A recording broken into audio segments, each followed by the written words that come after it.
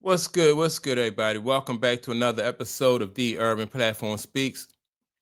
Make sure to like and subscribe to the channel as you come in and check out the content.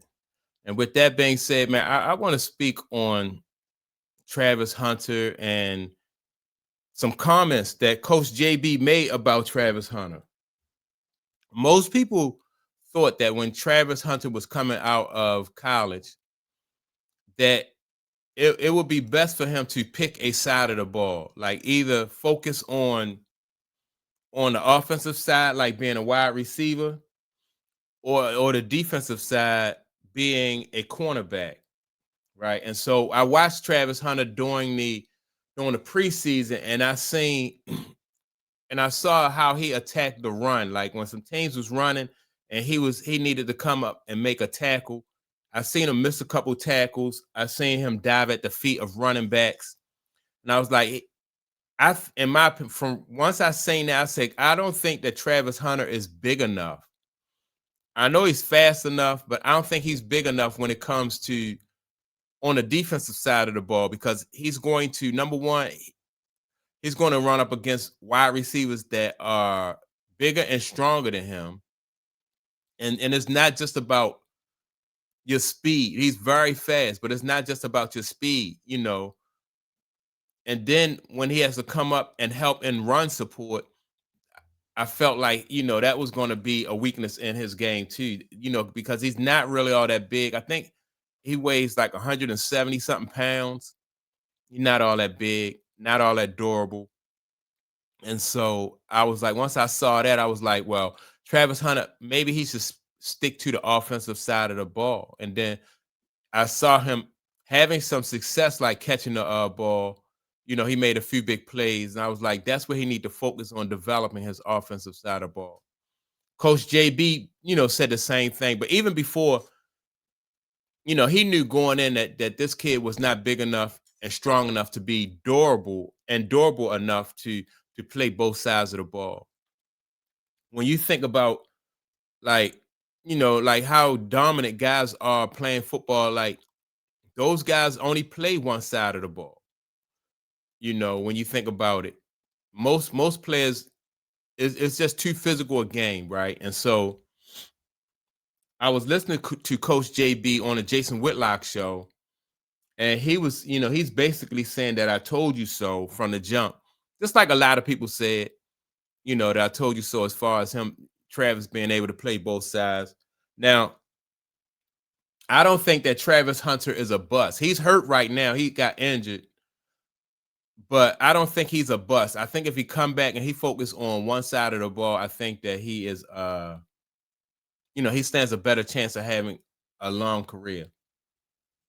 Your clip, your when you put a video clip out later today of me and you in our conversation, yeah, the thumbnail should have, but what do I know? And then you should have Travis Hunter on there. I should have Travis. How come? Because I said, what do I know when I said he was a bust? And by the way, I have receipts. They call them receipts now, the youngsters. I have receipts when I said it's unsustainable for this kid who's this fragile, this weak looking, not a weight room guy, not a physical specimen guy, to play both ways in the NFL and expect him to survive a season. I said this 7 months ago on my show. We played it today. And I just wanted to make sure we were clear that your audience knew that I said it on your show as well, that he's a bust, and it's the grown folks in the room that set him up to be a bust. And they still haven't figured out to play him on one side of the football. And now look what's happened. Placed on IR this morning, and he's done. Because I told you, he cannot do it. And he's done for 4 weeks. And then, Jason, so then he comes back in 4 weeks, and then we're starting this scenario back over. We're playing him both ways again. We don't know what he is, and see what I mean? He's a corner. He's a corner. He's not a wide receiver. See, I don't think he's either. Whoa. I'm just telling you, like he doesn't have contact courage on defense. He's not going to tackle. Yep, I said that. I saw that. Like, man, you got to come up and be able to. If he was big enough, he could come up and just wrap somebody up and just hold on to the guys. But 170 pounds. Like those running backs, people lift, they'll drag him. He don't have contact courage, and you got to have contact courage when you come up, because you got to be able to. You got to deliver a blow when you come up there. He's not big enough where so he can just wrap somebody up and take them to the ground. He got to come up and he got to stick them and make them and let them know that he's there. And he don't do that. I saw him miss tackles and diving at people's feet. And then on the other side, he's a peekaboo guy, so he's going to get beat on the top because he's so ball savvy. He's such a great ball skill guy. He's so special with the ball in his vicinity. He'll go get the ball. He's special with that. He's Deion Sanders-esque with that. But then you don't play him enough, Jason, over there. You can't just play off offense. He can't. They're playing him on offense to save Trevor Lawrence, and he can't save Trevor Lawrence. So just play him on defense. They don't have. But the thing is, you're going to get hurt on defense. I'm just telling you, it's a bad spot to be in. This kid got set up for failure, man. But what do I know? Come back to me next year again, and we'll see how it is. 1 second. Unpack that. He got set up for failure. You blaming Deion? No, I'm blaming the adults in the room who said he's the next Deion. And I said, no, he's not. He's not even close. He played against D3 kids and backups in college at Colorado State and all these schools that had no wideouts because the portal is so crazy in college football that you're not going to get 3 and 4 big-time wideouts that you have to go guard and then go flip over on the other side and have to guard Justin Jefferson and Jamar Chase, Jason. Like, this isn't Colorado State he's going against where he gets to play up a backup corner when the first guy goes down. Guess who he has to play against at wideout? Patrick Surtain and Stingley and Sauce Gardner and NFL corners. This is what I've been saying for a long time. This isn't that. He has to go play one position, get physical in the weight room, get better, faster, stronger, and then work that position. Steve Smith's come out, Jason. Hall of Fame guys have come out and said the same thing I'm saying, but I'm the hater. They're not, right? Oh yeah, I did hear Steve Smith say, that this kid needs to stick to one side of the ball, and Steve Smith made comments about like his route running and stuff like that, which I think that he can work on his route running, but and if you watch Steve Smith play when he played football, Steve Smith, I think he's like 5'11", but he's like a tank. He's a receiver too. He's a tank.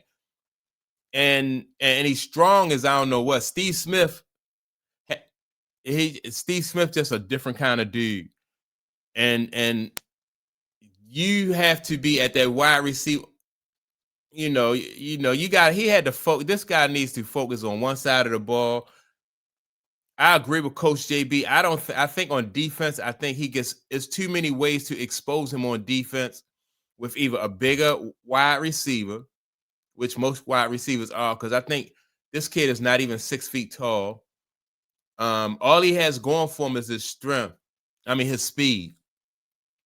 So I would, you just have to put him on that offensive side and allow him to learn how to play on that offensive side. I remember Ryan Clark said that, if you picked him, if the team picked him and wanted him to be a two-way player, then they just wasted it was a wasted draft, because he's not going to be a two-way player, and not be able to survive. I hope that he just sticks to one side of the ball. I think he should stay on offense. On defense, I just think he's not physical enough to be able to survive on there, and I don't know. I do kind of blame Deion in a sense, right? Now I can understand why he played at Colorado, and Deion, used him as much as he could because he was he didn't have that talent like that, right? But trying to let him play, telling him he could play like that at the next level, when Deion, he played wide receiver at times, but it wasn't like, he's going to play, wide receiver every time. Deion didn't even do that. Deion, he could play wide receiver at times, but Deion would not have been able to play cornerback, and then soon as their team, every time he going both on, it just is physically impossible. Had Deion tried to do that on a more consistent basis, his career would have been a lot shorter than what it was, and that's why I say, I don't get why these guys, people were saying that he's going to be a two-way player. Not in football. I just seen too many people on one side of the ball not last long, and then you want him to do it at 170 something pounds, play both sides of the ball. I didn't see that kind of skill or that kind of dominance, man, for him to be able to do that. And so I'm I'm on team JB this go around. I think he need to pick a side, learn how to play that side, whether it's offense or defense, and go from there. But that's my take on it. Y'all make sure to like and subscribe to the channel. Also, don't forget to leave a comment, and I'll check you all out in the next video. Peace.